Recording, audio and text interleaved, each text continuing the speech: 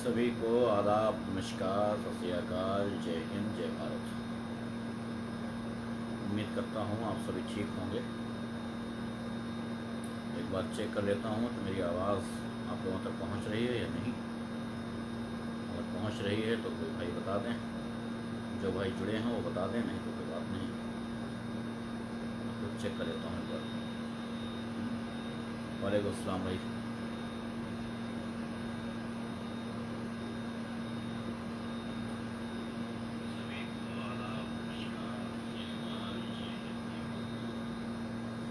अगर मेरी आवाज़ आप लोगों को मिल रही है तो ठीक है, और नहीं मिल रही है तो अब मिलेगी।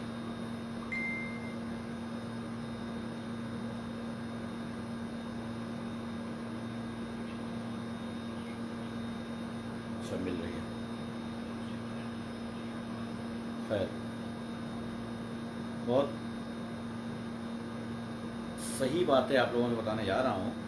इसके बाद आप लोग मुझे गालियाँ ही देंगे, लेकिन बताना ज़रूरी रहता है, इसलिए बता दूँगा। मुझे पता है कि इसके बाद आप लोग गालियाँ ही देंगे, क्योंकि मुझे आप लोगों से गालियों की ही उम्मीद रहती है। मुझे पता रहता है कि आप लोग सिवाय गालियों के और कुछ नहीं दे सकते उस इंसान को जो आपको सही रास्ता बताने की कोशिश करेगा।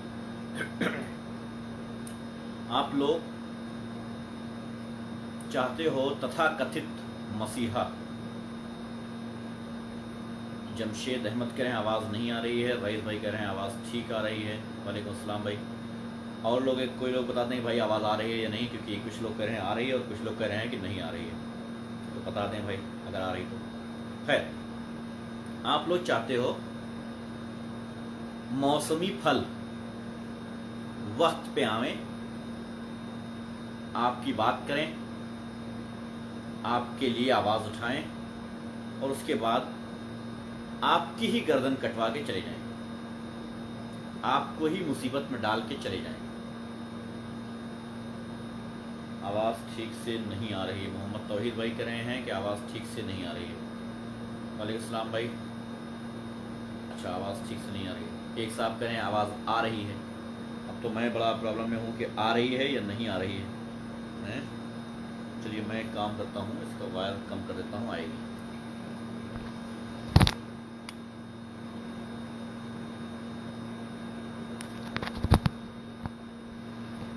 अभी आ रही है भाई लोग? थोड़ा ज़ोर से बोलो भाई, तब आएगी। अच्छा जी, खैर,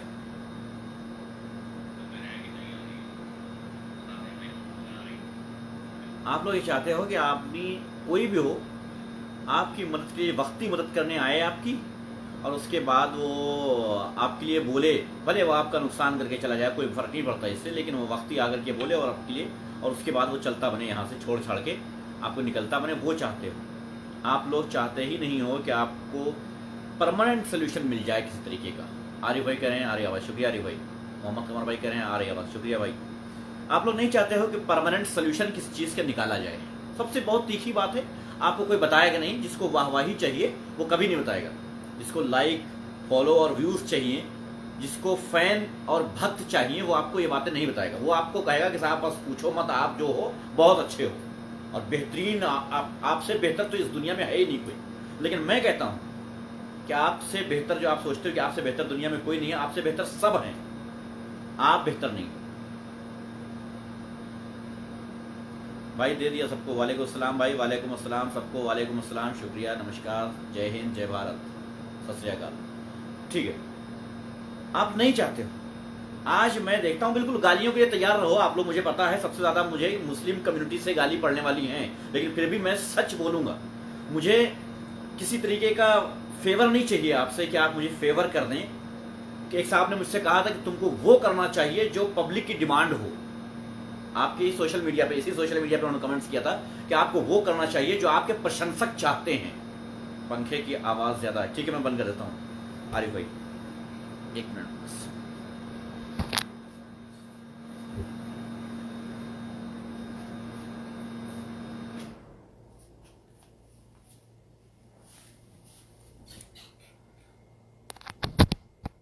अभी ठीक हो गया आई थिंक। आरिफ भाई, आप लोग तो उन साहब ने कहा था कि आपके जो दर्शक हैं, जो व्यूवर्स हैं, वो जो चाहें वो बोला कीजिए, आप वो बताया कीजिए जो हम चाहते हैं, जो हम सुनना चाहते हैं। तो हम आपको अच्छी तरीके से ये बता देना चाहते हैं कि हम बिल्कुल वो नहीं बोलेंगे जो आपको बेहतर लगता है और आप चाहते हैं कि ये हम सुन लें ताकि हम खुश हो जाएं, ताकि हम खुश हो जाएं वक्ती। हम वो नहीं बताएंगे, हम वही बताएंगे जो सही होगा आपके लिए और आपके बच्चों के भविष्य के लिए। हम ये नहीं बताएंगे साहब कि आप बहुत अच्छे हैं, आप जिस तरह से पार्टी की तरफ भाग रहे हैं भागते रहिए, जिस पार्टी में जा रहे हैं जाते रहिए। हम ये नहीं कहेंगे। हम यही कहेंगे कि अगर आप अपने बच्चों का भविष्य चाहते हैं तो नाप लीजिए, तौल लीजिए, उसके बाद आगे चल के वोट कीजिएगा। जात पे, धर्म पे वोट करना अब एक कम्युनिटी की बात नहीं रह गई है, ये अब सबके लिए हो गई है। हर इंसान किसी खास धर्म में, जिस धर्म का है उस धर्म के लोगों को ही वोट करना चाहता है। अब तो और ज्यादा भारतीय जनता पार्टी को और ज्यादा मजबूत कर दिया गया। वालेकुम अस्सलाम सरफराज भाई। भारतीय जनता पार्टी को और ज्यादा मजबूत कर दिया गया है। क्यों और कैसे और किसने किया है? आपने किया है। जो कम्युनिटी मुझे गाली देने के लिए उतावली बैठी रहती है, शुक्रिया भाई, जो कम्युनिटी मुझे गाली देने के लिए उतावली बैठी रहती है, वो कम्युनिटी अब भारतीय जनता पार्टी को मजबूत कर रही है। देख लीजिए, आप सोच लीजिए, समझ लीजिए कैसे और क्यों। आज हजारों की तादाद में आपके पास ऐसी पार्टियां तैयार हो गई हैं जो ये कहती हैं कि हम उत्तर प्रदेश में सरकार बना लेंगे 2022 में। बिहार की बात अभी नहीं करता हूं, बिहार की बात बिल्कुल चुनाव नजदीक है, लेकिन 2-4 दिन के बाद करूंगा। अभी यूपी की करता हूं, क्योंकि आज मैंने एक मजाकिया पोस्ट डाला था, उस पर भी मैंने जो रिस्पॉन्स देखा लोगों का वो भी बड़े मजेदार था। आज के दौर में न जाने कौन कौन, जिनके 5 विधायक नहीं है पूरे इंडिया में, 5 विधायक, यूपी में तो 1% भी वोट बैंक नहीं है, जिनका वोट नहीं है, जिनको कोई जानता नहीं है, और जो जानता भी है तो ये जानता है कि ये खास कम्युनिटी के लोग हैं, यानी नफरत करता है। उसको वोट दे करके हम किसको जिता रहे हैं? मैं जानना चाहता हूं कि अगर आप लोग जो एमआईएम के हैं, अभी मुझे गालियां पड़ने वाली हैं, आप लिख के ले लीजिए, मैं लिख के दे सकता हूं कि आज मुझे गालियां पड़ने वाली, लेकिन मुझे गालियों से डर नहीं लगता है। मैं आपके बच्चों के भविष्य के लिए बताने आया हूं। सुनना हो सुनना, वरना कोई बात नहीं। कांग्रेस, जानते होंगे कांग्रेस को कौन नहीं जानता है? कांग्रेस को वोट देना इनडायरेक्ट भाजपा को मजबूत करना है उत्तर प्रदेश में। समझ लीजिए इतनी बात, क्योंकि सबको पता है कि 2022 में कांग्रेस सत्ता में नहीं आ रही है, सबको पता है, और न जाने कब तक नहीं आ रही है वो बात अलग की है। 2022 की बात कर रहा हूं। दहाई नहीं पार करती है कांग्रेस, ये सबको पता है। लेकिन अगर आप कांग्रेस को वोट कर रहे हैं तो इसका मतलब यह है, साफ है कि आप भारतीय जनता पार्टी को फिर से जिताना चाहते हैं, उसके हाथ में फिर से सत्ता देना चाहते हैं। उसी तरीके से छोटी पार्टियां, मुस्लिम लीग, एमआईएम भी शामिल है उसमें। आज हमारे मुसलमान जो नौजवान हैं वो एमआईएम की तरफ भाग रहे हैं, बहुत तेजी के साथ। मैं देखता हूं कि बहुत तेजी के साथ भाग रहे हैं। मुझे इसमें कोई संकोच नहीं है। मैं एमआईएम के लोगों से बता देना चाहता हूं कि मेरी तुम्हारी कोई जाति दुश्मनी नहीं है, कोई जाति दुश्मनी नहीं है। ना मैं किसी राजनीतिक पार्टी में हूं कि मैं उसके सपोर्ट के लिए तुम्हारा विरोध कर रहा हूं। सीधी बात मैं बता देना चाहता हूं कि आप मुझे यह बताते हैं कि क्या आप उत्तर प्रदेश में 2022 में चुनाव जीत करके सरकार बनाने जा रहे हैं? यह बता दीजिए। वो मत कहना पार्टी भक्ति वाला, रियल परसेंटेज बता देना आपको किस बिना पे आप बनाने जा रहे हो, कितना परसेंट वोट आपको मिल रहा है, फिर आप मुझे बताना। तो जो वोट आपको मिलने जा रहा है वो आप किसका काटोगे ये भी बता देना। भारतीय जनता पार्टी का वोट काटना अगर कांग्रेस कहे तो बेईमानी होगी, चाहे एमआईएम कहे तो बेईमानी होगी। ये दोनों की दोनों पार्टियां भारतीय जनता पार्टी का वोट नहीं काट सकती हैं। ये वोट उसका काट सकती हैं जो जीतने जा रहा हो, इसके मुकाबले में जो लड़ रहा हो। कोई भी हो सकता है, जो हो सकता है आप उसको देखिए। अगर आप किसी से नहीं जीत पा रहे हैं और उसे रोकना बहुत जरूरी हो गया है, तो जहां तक आपने अब तक 70 साल अपना वोट बर्बाद किया है, जाति के नाम पर, धर्म के नाम पर वोट दिया है, तो एक बार और सही, क्योंकि इस वक्त सबसे इंपॉर्टेंट अगर कोई चीज है तो वो भारतीय जनता पार्टी को रोकना है, ना कि अपनी खुद की सरकार बनाना। अगर आप चाहते हैं कि हम एमआईएम की सरकार बना लेंगे, अगर आप चाहते हैं कि हम कांग्रेस की सरकार बना लें, वहम है ये आपका। आप वोट बर्बाद करने जा रहे हैं जी। और बहुत सारी छोटी पार्टियां हैं, मुस्लिम लीग है और पता नहीं कितनी कितनी कोई बरगद का पेड़ है, न जाने कौन कौन सी पार्टियां उत्तर प्रदेश में घूमी फिरी मिल रही। मैं जानना चाहता हूं आपकी पार्टियों द्वारा, वालेकुम सलाम, मैं आपकी पार्टियों से जानना चाहता हूं, जो पार्टियों के प्रवक्ता हैं, जो पार्टियों के कार्यकर्ता हैं, जो लीडर हैं, उनसे सबसे जानना चाहता हूं, आपने आखिर अब तक इन मुसलमानों के लिए क्या किया है? बता दीजिए। आपकी एक राजनीतिक पार्टी है, आप देश को बदलने की बात कर रहे हैं, भविष्य बदल देने की बात कर रहे हैं, आप 2022 में सत्ता में आने की बात कर, क्या करके आपने क्या किया है? इन मुसलमानों की बात कर रहा हूं मैं, सिर्फ मुसलमानों की बात कर, क्या किया है आपने अब तक इनके लिए? मुसलमान आज एक ऐसा हथियार बन गया है भारतीय जनता पार्टी का कि जैसे भारतीय जनता पार्टी चाहती है वैसे इसका इस्तेमाल करती है। ये सबको पता है कि मुस्लिम वोट बट जाने की वजह से भारतीय जनता पार्टी सत्ता में आती है, ये सबको पता है। क्यों? क्योंकि नरसंहार होता है तो मुसलमानों का सबसे ज्यादा होता है, और अब तो ब्राह्मणों का भी होने लगा है, और अब तो पूरे देश का होने लगा है। जब देश का नरसंहार हो रहा हो तो यह जिम्मेदारी हर देशवासी की बनती है कि वो उस पार्टी की तरफ बढ़ जाए जो पार्टी जीतने वाली है, इनसे जो इनसे फाइट कर रही है उनकी तरफ बढ़ जाए। लेकिन क्या आप बढ़ते हैं उनकी तरफ? क्या आप इनको रोकने के लिए कुछ प्लान लेके आते हैं, कुछ सोच के आते हैं? नहीं, कुछ नहीं। बस आप एक चीज सोचते हैं, अब सबने धोखा दिया है, अपने जाति वाले की तरफ भागेंगे, सबने धोखा दिया है, अपने धर्म वाले की तरफ भागेंगे। आखिर कब तक आप जाति और धर्म को लेकर के ऐसे ही भारतीय जनता पार्टी को मजबूत करते रहेंगे? मैं सभी राजनीतिक पार्टियों के कार्यकर्ताओं से अपील करता हूं और ये कह देना चाहता हूं कि मुझे तुम्हारी राजनीतिक पार्टियों से कोई बैर नहीं है, मुझे तुम्हारी राजनीतिक पार्टियों से कोई दुश्मनी नहीं है। उन्होंने मेरा कोई खेत नहीं जोत लिया है, मेरी भैंस नहीं खोल ले गए हैं वो, समझ रहे हो आप? लेकिन यह जरूरी है कि भारतीय जनता पार्टी को रोकने के लिए एकजुट हो जाया जाए। यह इंपॉर्टेंट है कि एकजुट हो जाया जाए। और सबको पता है कि उत्तर प्रदेश और बिहार के रास्ते जाता है चुनाव केंद्र का, यह सबको पता है, यह अच्छे से पता है। तो आपको, और हां, अगर कोई राजनीतिक पार्टी गठबंधन करके किसी दूसरे से गठबंधन करके सरकार बना लेती है भारतीय जनता पार्टी के मुकाबले, तो यह भी बुरा होगा, यह भी बुरा होगा। इसलिए इंपॉर्टेंट यह है कि सबसे पहले एक ऐसी मजबूत पार्टी को सपोर्ट किया जाए कि वो आकर के सत्ता में, पूरी तरीके से सत्ता में आ जाए, बहुमत से सत्ता में आ जाए, ताकि कहीं गिर न जाए। वरना आज गठबंधन से अगर सरकार किसी की बना भी दिया आपने उत्तर प्रदेश में, तो कल भारतीय जनता पार्टी उसे खरीद लेगी। तो इसलिए जरूरी यह है कि एक बहुमत दिलाई जाए किसी ऐसी राजनीतिक पार्टी को जो इनको रोकने की क्षमता रखती हो। आप अपने खुद दिमाग से सोच लीजिएगा, मैं बताऊंगा बिल्कुल कमर भाई, खुद अपने दिमाग से सोच लीजिए कि अब आप किस पोजीशन पे खड़े हैं। अब आप घाघरा नदी के उस कटान पे खड़े हैं कि अगर आपने एक कदम बढ़ाया या आप वहीं पर अगर ठहरे रह गए तो इसी घाघरा में बह के चले जाएंगे, इसी घाघरा में आप बहकर चले जाएंगे, इसी नदी में डूब जाएंगे। ये नदी आपको ले डूबेगी, सिर्फ आपको ही नहीं, आपके समाज को, आपके गांव को, आपके शहर को, आपके जिले को, आपको प्रदेश को और आपके देश को ले डूबेगी। इसलिए इंपॉर्टेंट ये है कि हम इस घाघरा नदी पे जहां पे खड़े हैं वहां कम से कम इतना जरूर बंदोबस्त कर लें कि हम खड़े हो सके मजबूती से वहां पर। और इतना मजबूती से अगर खड़े होने की सोच रहे हैं तो जरूर आपको अपने पास की सोचना पड़ेगा, ना कि दूर की। इतनी बात आप अच्छे से समझ लीजिएगा। मुझे पता है कि मुसलमान बहुत ज्यादा भाग रहा है, उसको कहीं कोई रास्ता नहीं दिख रहा है, और यकीन जानिए कि आपके हित की बात कोई राजनीतिक पार्टी नहीं करेगी, ये सबको पता है। लेकिन इस टाइम ये नहीं देखना है कि हमारे हित की बात कौन करता है, बल्कि इस टाइम ये देखना है कि हमारे देश को बचा कौन सकता है।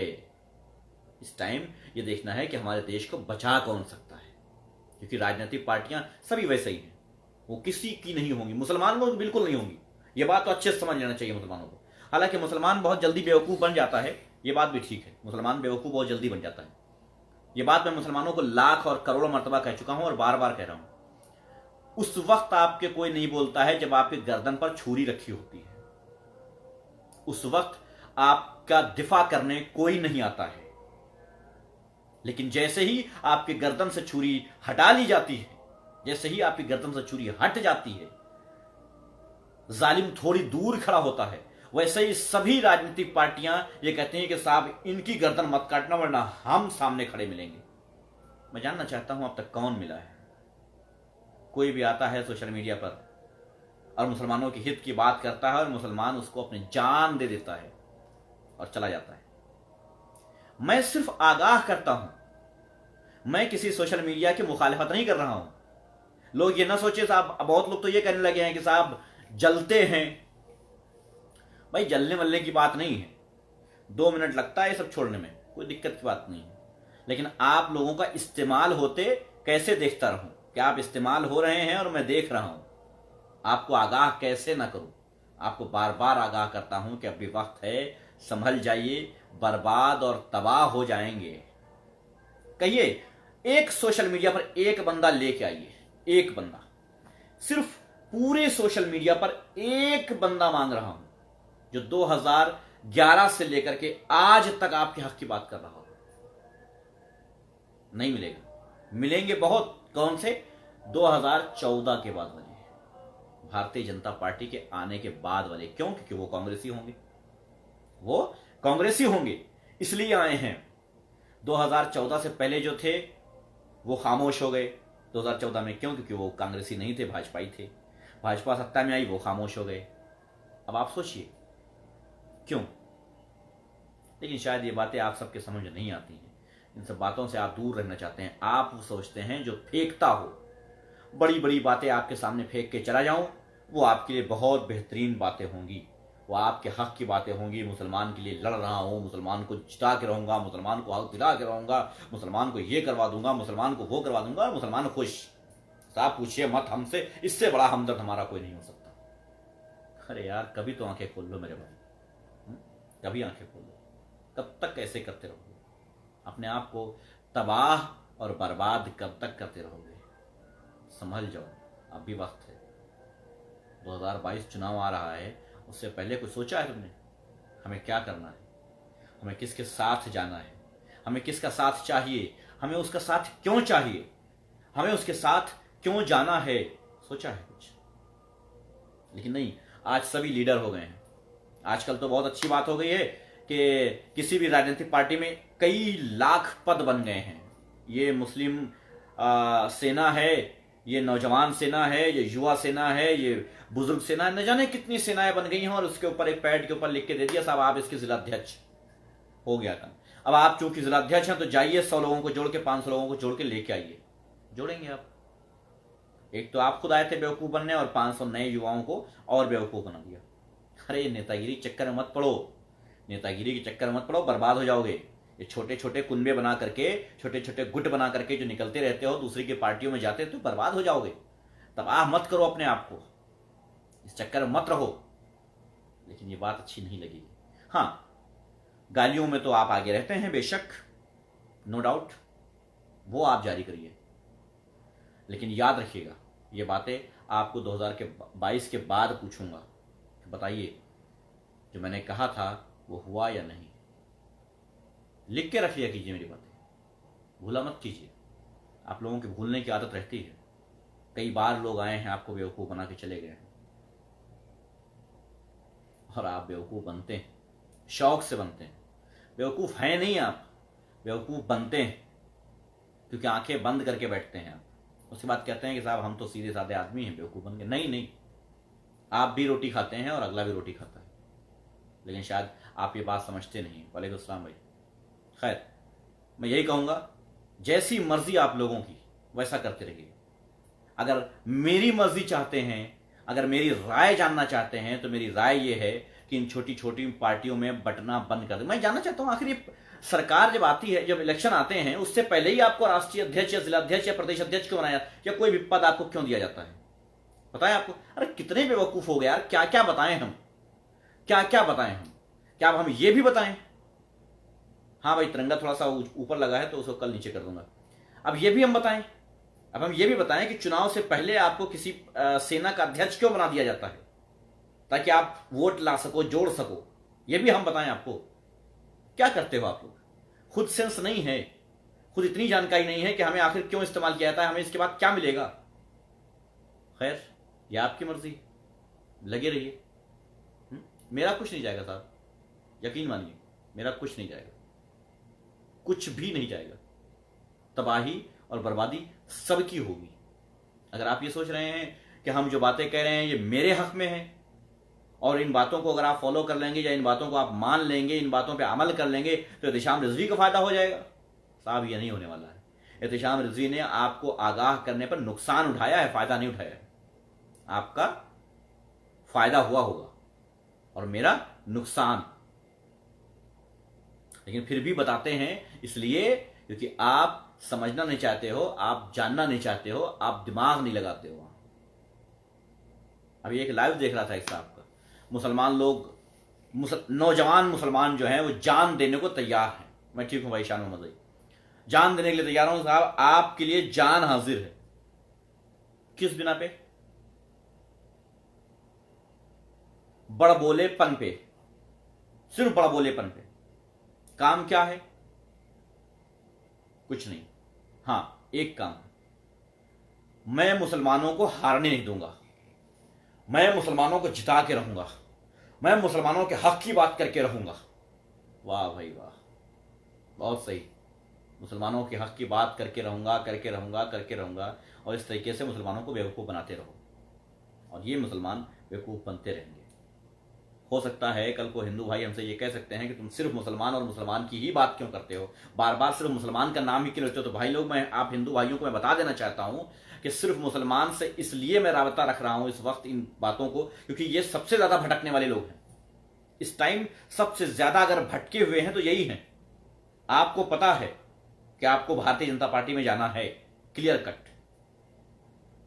बहुत सारे हिंदुओं जो नहीं जाएंगे, लेकिन तकरीबन तकरीबन जाएंगे, क्योंकि मैंने एक बात की एक साहब से, वो जॉब करते थे ऑटो सेल्स में, उनकी जॉब चली गई थी।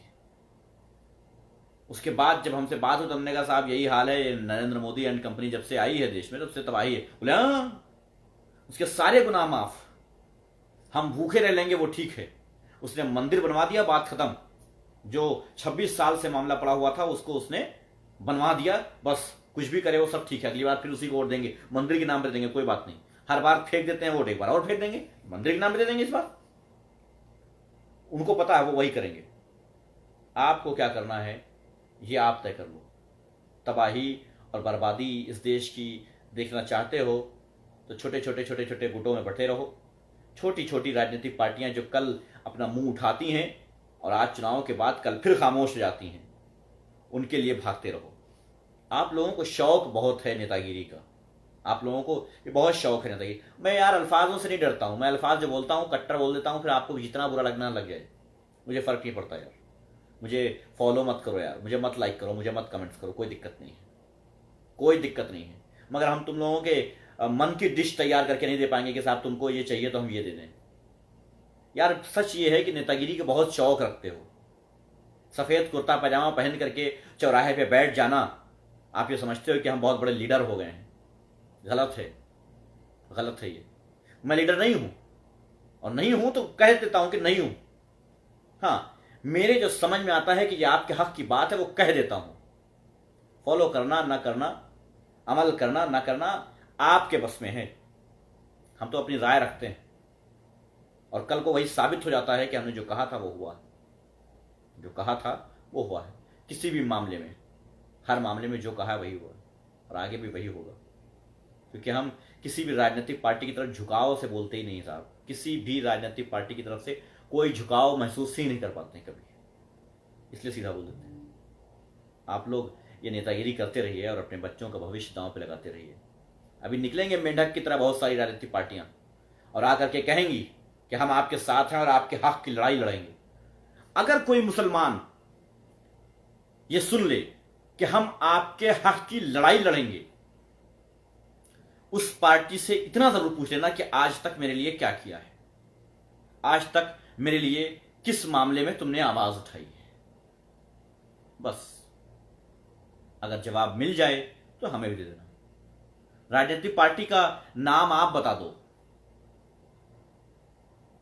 उसकी कमियां जो आपको बर्बाद करने में लगा रहता है वो मैं गिना दूंगा। आप बता दो एक राजनीतिक पार्टी के साथ ये है, मैं उसके बारे में बता दूंगा और साबित कर दूंगा कि ये गलत है और ये आपके लिए गलत है।